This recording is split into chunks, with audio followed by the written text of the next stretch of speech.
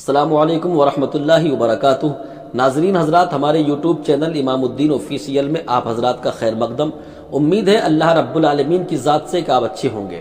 اس موضوع کے ساتھ میں آپ حضرات کی خدمت میں حاضر ہوں۔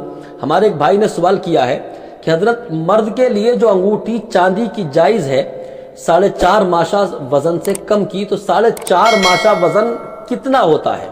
ایک انگوٹھی چاندی کی ایک نگ والی مرد کے لیے جائز ہے 4.5 ماشا سے کم کی، تو اب 4.5 ماشا کتنا ہوتا ہے؟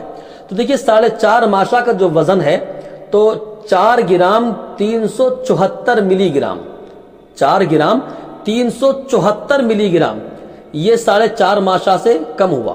یعنی آپ کو جو انگوٹھی پہننی ہے چاندی کی، پہننی ہے مرد کو، ایک نگ والی پہننی ہے، ایک نگ سے زیادہ نگ نہ ہو، اور اس کا وزن 4.5 ماشا سے کم ہو، یعنی 4 گرام 374 ملی گرام سے کم کی ہو۔ اب بڑا آسان ہے، آپ کسی اگر سنار سے جا کر کے بنوا رہے ہیں تو آپ ان سے کہہ سکتے ہیں کہ 4 گرام 374 ملی گرام سے کم وزن کی انگوٹھی بنانی ہے۔